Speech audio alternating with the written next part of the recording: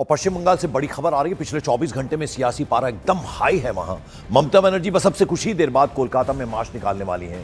तृणमूल कांग्रेस के तमाम कार्यकर्ता सड़कों पर पहले ही उतर चुके हैं। कल ईडी की रेड के बाद कोलकाता में अचानक से सियासत गर्मा गई, उसका असर आज सड़कों पर नजर आ रहा है। कल आपको मालूम है, जैसे ही रेड की बात पता चली, मुख्यमंत्री खुद पहुंच गई थी जहां रेड मारी जा रही थी आईपैक के दफ्तर में। और उसके अलावा उन्होंने साफ ये कह दिया था कि मैं यहां से हिलने वाली नहीं हूं। और आज एक तरफ जो सांसद हैं तृणमूल कांग्रेस के, वो गृहमंत्री के दफ्तर के बाहर जमा हो गए, उन्हें हिरासत में ले लिया गया। और अब ये जो तस्वीरें हैं ये आप देख रहे हैं कि किस तरह से कोलकाता में प्रदर्शन हो रहा है। अरुण सिंह मेरे सहयोगी इस वक्त सीधे हमारे साथ जुड़ रहे हैं।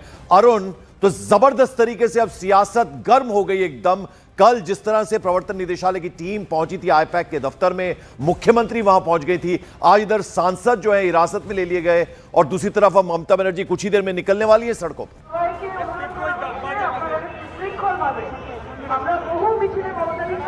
देखिए, सबसे पहले तो मैं आपको तस्वीरें दिखाता हूं। जादवपुर बस स्टैंड से ये रोड शो शुरू होना है।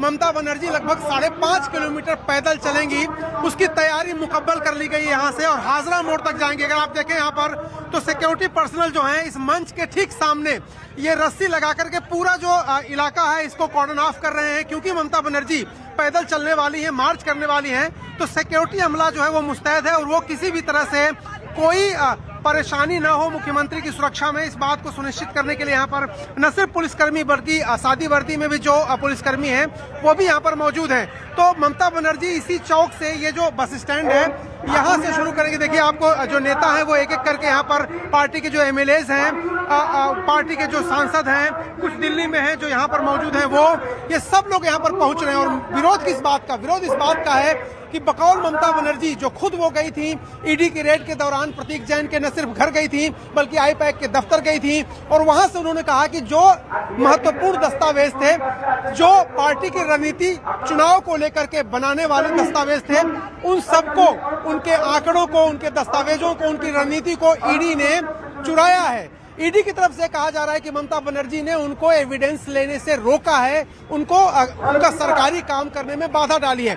और ममता बनर्जी अब सड़क पे, देखिए, ममता बनर्जी के बारे में आप जानते हैं कि जब जब इस तरह की पॉलिटिकल परिस्थिति आती है वो सड़क पर तुरंत उतरती हैं, और सड़क के जरिए ही वो इस मुख्यमंत्री की कुर्सी तक पहुंची। अगर आपको याद हो, सिंगूर याद हो, अगर आपको याद हो लेफ्ट के शासन के खिलाफ किस तरह से ममता बनर्जी ने सड़कों पर उतर के प्रदर्शन किया, तो ये तस्वीरें मैं आपको दिखा रहा हूँ। अगर चारों तरफ आप देखेंगे ममता बनर्जी के जो पोस्टर बैनर हैं वो यहाँ पर लगे हुए हैं, अभिषेक बनर्जी के पोस्टर बैनर लगे हुए हैं, तृणमूल कांग्रेस के झंडे लगे हुए हैं, और दोनों तरफ, सड़क के दोनों तरफ जो समर्थक हैं पार्टी के वो यहाँ पर मौजूद हैं। तो कुल मिलाकर के कवायद ये है कि ईडी के बहाने, ईडी के जरिए ममता बनर्जी भारतीय जनता पार्टी को संदेश देना चाहती हैं कि अगर चुनाव में लड़ना है उनको तो इसी तरह स्ट्रीट पे लड़ना होगा, सड़क पे लड़ना होगा। वो कह रहे हैं कि अगर, देखिए, उन्होंने कहा कि प्रधानमंत्री से कहा कि आप अमित शाह को, गृह मंत्री को कंट्रोल करिए, और वो ये भी कह रहे हैं कि अमित शाह की ही के उनके बिहेस्ट पर या उनके इशारे पर ही ईडी रेड हुआ है। तो कुल मिलाकर के ममता बनर्जी, बिल्कुल अरुण, जरा आप नजर बनाए रखिए, मैं वापस आपके पास लौटता हूं।